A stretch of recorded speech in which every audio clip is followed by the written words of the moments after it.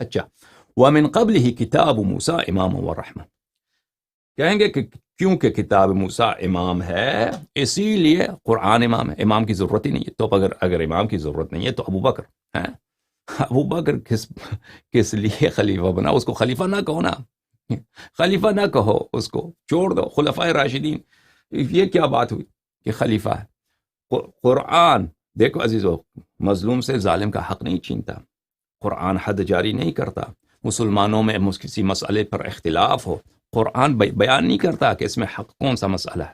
قرآن ایک ساکت کتاب ہے، ایک صامت کتاب ہے۔ کوئی بھی صاحب بدعت قرآن کا کوئی آیت پکڑ کے وہ اپنی بدعت کو آگے بڑھانے کے لیے استدلال کر سکتا ہے، اور یہ پوری تاریخ میں ہمیشہ ہوتا رہا ہے، آج بھی ہو رہا ہے۔ سمجھ میں آ رہی نا؟ قرآن کریم اگر امام معصوم علیہ السلام کے ہاتھ میں ہو، اس کی زبان اقدس سے، کیونکہ وہ قرآن کی جو تعویل کرتا ہے، قرآن کی تفسیر کرتا ہے، اس میں خطا ہے ہی نہیں۔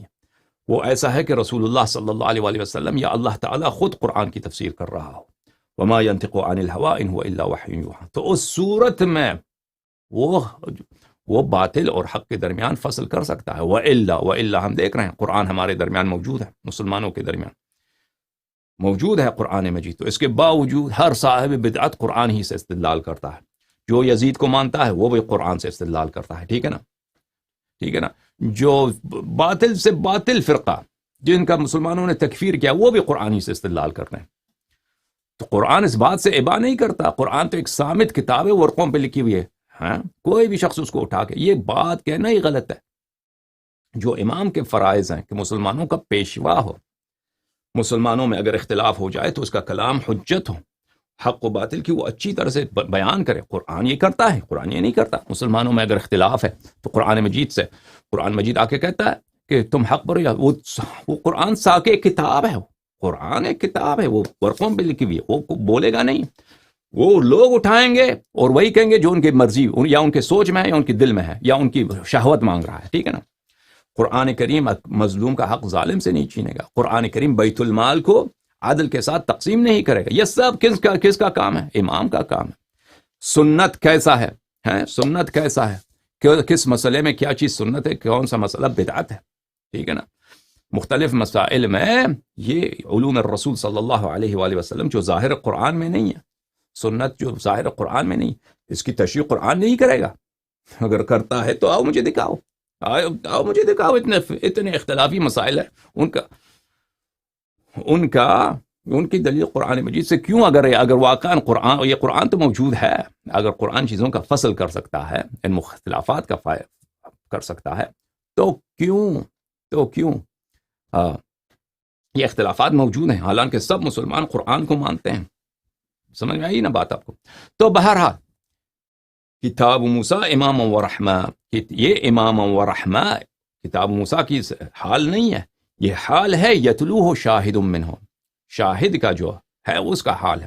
اچھا، اس میں حال اور ذو الحال میں فصل پڑ گیا ہے، تو یہ کوئی انوکھی بات ہے؟ کوئی انوکھی بات نہیں، یہ قرآن میں بہت ہے۔ ملاحظہ فرمائیے سورہ مبارک بقرہ، قل، حبیب ان سے کہہ دیجئے، یہود سے، ان کانت لکم الدار الآخرۃ، ان کانت،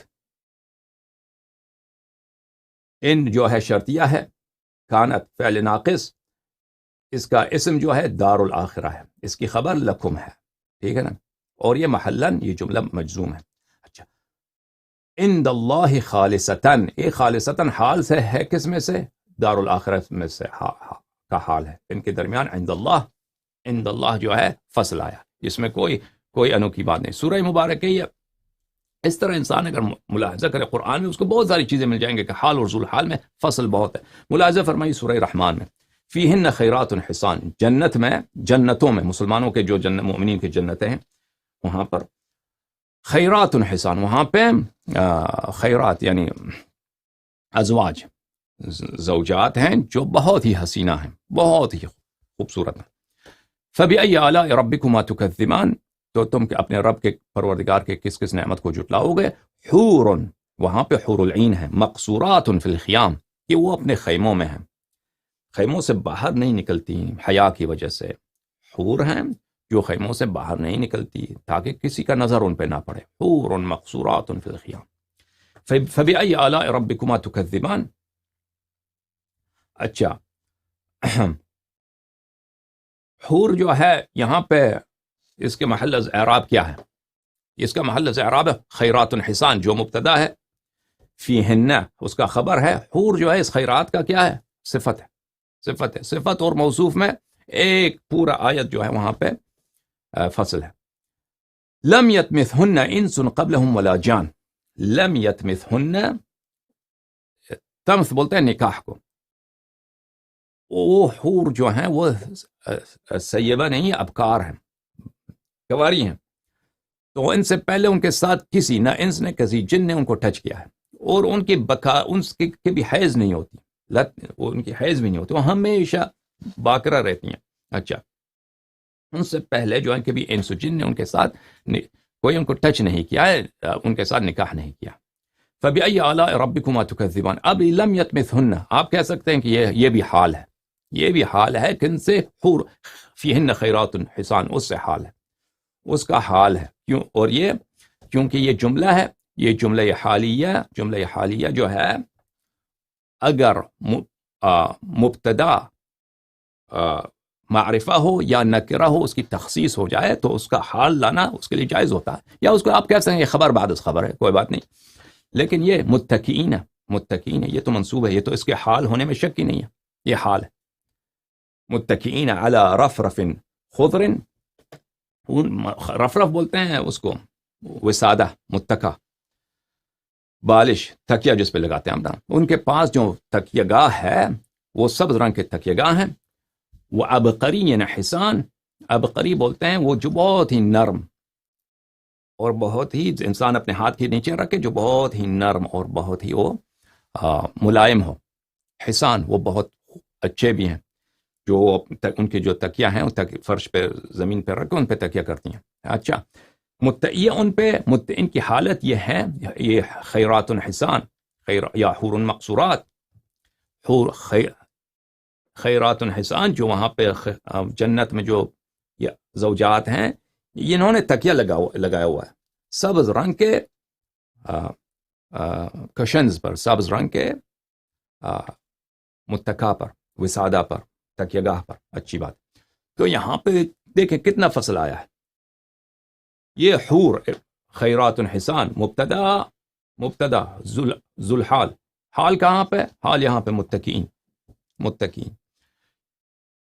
یا مثلا آپ کہتے ہیں لم یتمثہن، یہ مفعول ضمیر مفصولی اس کا جو ہے اس کا حال ہے. کوئی بات نہیں، بہرحال اس میں فصل بہت آیا. تو فصل آنے سے یہ کوئی حال اور ذوالحال میں فصل ہو سکتا ہے، یہ کوئی انوکھی بات نہیں ہے. ہم یہ اس لیے کہتے ہیں کیونکہ عربی جاننے والے لوگ ان کے لیے تو بہت آسان سی بات ہے یہ کہ حال ذوالحال میں فصل بہت ہوتا ہے. اور لیکن کیونکہ یہ مولوی ہے جو ہمارے سامنے بات کرتے ہیں یوٹیوب پہ، یہ بڑے جاہل ہیں، اور یہ عوام بھی کیونکہ نہیں جانتے ان باتوں کو، ان کو بیوقوف بنانے کے لیے ہر حجت لائیں گے، چاہے وہ حجت کتنا ہی گھٹیا اور کتنا ہی باطل نہ ہو. اچھا یہاں پر میرے عزیزو امام علیہ السلام نے فرمایا کہ افمن کان علی بینۃ من ربہ ویتلوہ شاہد منہ. یہ شاہد امیر المؤمنین علیہ السلام ہے. من کان علی بینہ، یہ کون ہے؟ رسول اللہ صلی اللہ علیہ وآلہ وسلم ہے. تو ہمارے پاس تو روایات بہت زیادہ ہیں کہ یہ شاہد سید المسلمین سلام اللہ علیہ. اور آیت میں بھی ہے، آیت خود میں، اور دور جانے کی ضرورت نہیں ہے. آیت میں دو ایسی صفات ہیں شاہد کے لیے کہ ان سے ثابت ہوتا ہے کہ امیر المؤمنین علیہ السلام ہے. ایک تلا یتلو کہ اقتداء میں وہ بالکل رسول اللہ صلی اللہ علیہ وآلہ وسلم کے ساتھ ہو. یہ صفت کسی بھی شخص پہ منطبق نہیں ہے سوائے سید المسلمین علیہ السلام. اور دوسری بات من ہو، انت منی بمنزلت ہارون من موسیٰ، علی منی وانا من علی، سلام من اللہ علیہما وآلہما. علی علیہ السلام کنفسی، لحمہ لحمی و دمہ دمی، کہ امیر المؤمنین علیہ السلام رسول اللہ صلی اللہ علیہ وسلم سے ہیں. یہ بھی کسی اور صحابی پہ نہیں ہے، منطبق نہیں ہے سوائے امیر المؤمنین علیہ السلام کے. اس کے علاوہ روایات ملاحظہ فرمائی، احادیث. یہ تفسیر ہے الکشف والبیان المعروف بتفسیر الثعلبی، الجزء الخامس، چاپ دار احیاء التراث، جو سنہ 1422 میں یہ کتاب چھپی ہے. یہاں پہ ملاحظہ فرمائیے، یہ مخالفین کی تفسیر ہے نا کہ ہماری تفسیر. صفحہ نمبر 161 سورہ ہود. افمن كان على بينة من ربه ويتلوه شاهد منه ومن قبله کتاب موسیٰ اماما ورحمہ. ہم نے کہہ دیا کہ یہ جو ہے حال ہے کس سے؟ شاہد کا حال ہے، کہ وہ شاہد امام بھی ہے رحمت بھی ہے. وہ شاہد امام بھی ہے رحمت بھی ہے. سمجھ میں آ رہے نا؟ امام بھی ہے رحمت بھی ہے، اور رسول صلی اللہ علیہ وآلہ وسلم کا اپنا آدمی ہے اور ان کے بالکل ساتھ ہے. یہ صفات سمجھ میں آئی نا بات آپ کو؟ اچھا، اب کہ یہ شاہد امیر المؤمنین علیہ الصلوۃ والسلام روایات دیکھیے. یہاں پہ کئی روایت نقل کرتے ہیں. وہ پہلی روایت ابن عباس سے. ابن عباس افمن كان على بينة من ربه رسول اللہ صلی اللہ علیہ وآلہ. وہ شخص جو بینے پر ہے وہ کون ہے؟ وہ ذات اقدس صاحب رسالت صلی اللہ علیہ وآلہ وسلم ہے. اور وَيَتْلُوهُ شَاهِدٌ مِّنْهُ، اور جو شاہد ان کے بالکل ساتھ ہے، ان کے ہم پلہ ہے، ٹھیک ہے نا، اور وہ شاہد انہی کا اپنا آدمی ہے، انہی کا ہے. وہ کون ہے؟ ابن عباس نے فرمایا علی سلام من اللہ علیہ خاصہ. یہ مخصوص صرف اور صرف کسی اور کی بات نہیں، صرف اور صرف سید المسلمین امیر المؤمنین علیہ السلام کی بات، ٹھیک ہے نا. دوسری حدیث دیکھیں. زادان روایت کرتے ہیں، اور یہ بہت سے تابعین میں سے. سمعت علی علیہ الصلاۃ والسلام یقول، میں نے سید المسلمین امیر المؤمنین علیہ السلام کو یہ کہتے ہوئے سنا، والذی فلق الحب وبرأ النسمہ، اس اللہ کی قسم ہے جس نے دانے کو شق کر دیا. جو دانہ شق ہوتا ہے اس کے دل سے پھل اگتا ہے، گندم اگتی ہے، بہت ساری چیزیں. اللہ نے دانے کو شق کیا. وبرأ النسمہ، اور اس اللہ نے جس نے خلائق کو برا خلق کیا ہے. برا یعنی خلق کیا ہے. نسمہ یعنی لوگوں کو خلق کیا ہے. لو ثنیت لی وسادۃ فاجلست علیہا، اگر میرے لیے میسر ہو جائے کہ مجھے ایک ایسا سیٹ ملے، اور میں اس سیٹ پہ بیٹھ جاؤں، لحکمت بین اہل التوراۃ بتوراتہم، میں قضاوت کرتا اہل تورات کے درمیان، یعنی یہودیوں کے درمیان. اور یہود کا قانون بڑا مشکل قانون ہے میرے عزیزوں. یہودیوں کی جو قانون ہے تورات، وہ بالکل جیسا مسلمانوں کا فقہ نا، اسی جیسا ملتا جلتا ہے. ان کا جو ایک کتاب ان کا تناخ ہے، ایک کتاب ہے ان کا تلمود ہے، اور یہ بالکل ان کی فقہ دیکھو ابو حنیفہ کی فقہ، لیکن ایک انداز بھی وہی ہے نا.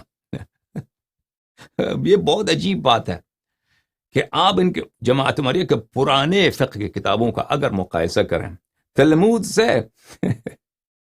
یہ بڑی دلچسپ بات ہے. اس کے بولنے کے انداز، مسائل کو حل کرنے کا بالکل تلمود کی کاپی ہے. سمجھ میں آ رہی بات آپ کو؟ اسی لیے جماعت عمریہ کے پاس مثلا خطیب بغداد کی کتاب ہے تاریخ بغداد میں، اس میں ابو حنیفہ کے جو حوالے زندگی، اس میں بہت ساری شہادتیں ہیں کہ ابو حنیفہ کا جو اجتہاد ہے یہود سے ماخوذ ہے. اس میں بہت ساری باتیں ہیں، وہ کبھی انشاءاللہ آپ کو دکھائیں گے، ٹھیک ہے نا. تو بہرحال سید المسلمین علیہ الصلاۃ والسلام نے فرمایا، اب یہ بات جو میں نے بھی کہی نا کہ ان کا فقہ یہود سے ماخوذ ہے، یہ بہت بڑا چیپٹر ہے. یہ ایک ایسا وسیع باب ہے کہ مسلمان اس کو ٹچ کرنے کی جرأت نہیں کرتے، ٹھیک ہے نا. کبھی موقع ملے تو انشاءاللہ تبارک و تعالیٰ ہم یہ فصل کھول دیں تو اس میں بہت بہت بہت ساری باتیں ہیں اس میں. اچھا، لحکمت بین اہل التوراۃ بتوراتہم، اگر مجھے ایسا سیٹ ملے تو میں قضاوت کروں گا، میں جج کروں گا، رولنگ دوں گا اہل تورات کے درمیان جو نزاع ہیں، اختلافی مسائل تورات کی روح سے. وبین اہل الانجیل بانجیلہم، اور جو ایونجل کتاب ہے، انجیل کی کتاب ہے، ان کے اہل انجیل کی روح سے. وبین اہل الزبور بزبورہم، اور وبین اہل الفرقان بفرقانہم، اور جو یہ امت ہے اہل قرآن ہے، قرآن کی روح سے ان کے درمیان میں ان کے اختلافات کو حل کروں. والذی فلق، اور یہ کون کر سکتا ہے، یعنی کون کر سکتا ہے مسلمانوں کا اختلاف قرآن کی روح سے حل کر دے؟ یہ کوئی نہیں کر سکتا سوائے وہ کہ جو قرآن ناطق ہو. قرآن ہمارے درمیان موجود ہیں، علماء بھی ہیں، تفسیر کی کتابیں بھی ہیں، ٹھیک ہے نا، تفسیر کی کتابیں ہزاروں، ہزار میں کہہ دوں کم ہے، اتنے تفسیر کی کتابیں اتنی زیادہ ہیں، خدا جانتا ہے کہ کتنے زیادہ ہیں۔ مفسرین، ذہین مفسرین جنہوں نے محنت کی، واقعاً بہت محنت کی، بہت زیادہ ہیں، لیکن سب مفسرین جتنے انہوں نے محنت کی قرآن میں، یاد رکھو ان کی حیرت، ان کی سرگردانی اتنی ہی زیادہ ہے۔ قرآن ایک ایسا کتاب ہے، قرآن ایک ایسا کتاب ہے کہ اگر اس کو معصوم سے نہ لو تو سوائے آپ کی گمراہی میں اضافہ کرنے کا کچھ نہیں ہوتا۔ سمجھ میں آ رہی نا بات کہ رسول اللہ صلی اللہ علیہ وسلم نے فرمایا کہ اہل بیت علیہ السلام قرآن سے الگ نہیں ہوں گے، قرآن ان سے الگ نہیں ہوگا۔ جو لوگ صرف قرآن کو پکڑ کے بیٹھیں گے، قرآن کو اہل بیت علیہ السلام، قرآن کی تفسیر اہل بیت علیہ السلام، قرآن کی تلاوت قراءت اہل بیت علیہ السلام سے نہیں لیں گے، وہ اتنے ہی دور چلے جائیں گے، اتنے ہی دور چلے جائیں گے۔ والذي فلق الحب وبرأ النسم ما من رجل من قريش جرت عليه المواسي إلا وأنا أعرف به يساق إلى جنة أو يقاد إلى النار۔ اس اللہ کی قسم جس نے دانا پیدا کیا اور جس نے لوگوں کو خلق کیا ہے، قریش کا جو بھی آدمی ہے جس کے متعلق بات کی جا رہی ہے، میں اس کو جانتا ہوں، اس قریش کے ہر فرد کو میں جانتا ہوں کہ کیا وہ جنت میں جائے گا یا جہنم میں جائے گا۔ اور یہ صرف ابھی انہوں نے قریش کا ذکر کیا ہے، ہمارے روایت میں بہت ہیں کہ سب لوگوں کو جانتے ہیں، سب لوگوں کو جانتے ہیں کہ کیا یہ شخص جہنمی ہے یا جنتی ہے۔ فقام رجل ما آیتک یا امیر المؤمنین التي نزلت فیک۔ ایک شخص نے پوچھا کہ یہ بات جو آپ کہہ رہے ہیں، اس کی آیت کیا ہے، اس کی دلیل کیا ہے؟ اللہ کی جانب سے جو آیت نازل ہوئی آپ کی اسی بات پر کہ آپ ان باتوں کو جانتے ہیں۔ تو امیر المؤمنین علیہ السلام نے جواب دیا افمن کان علی بینۃ من ربہ ویتلوہ شاہد منہ۔